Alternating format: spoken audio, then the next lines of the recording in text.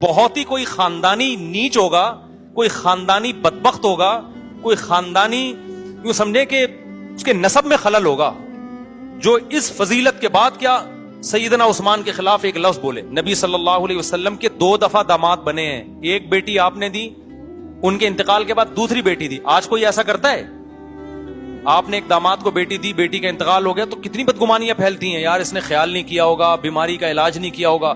ہمارے نبی نے دوسری بیٹی دی، ان کا بھی انتقال ہوا، آپ نے فرمایا اور بھی بیٹی ہوتی تو میں عثمان کو دیتا۔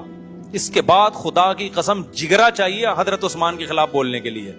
آپ صلی اللہ علیہ وسلم نے حضرت عثمان کو مکہ بھیجا سفیر بنا کے، افواہ پھیل گئی کہ حضرت عثمان کو شہید کر دیا گیا ہے۔ ہمارے نبی اتنے غضبناک ہوئے کہ تھوڑی دیر کے بعد جو آپ سلو کر رہے تھے تو آپ نے ان 1400 صحابہ سے موت پر بیعت لے لی کہ عثمان کے خون کا بدلہ ہم رائے گا نہیں جانے دیں گے۔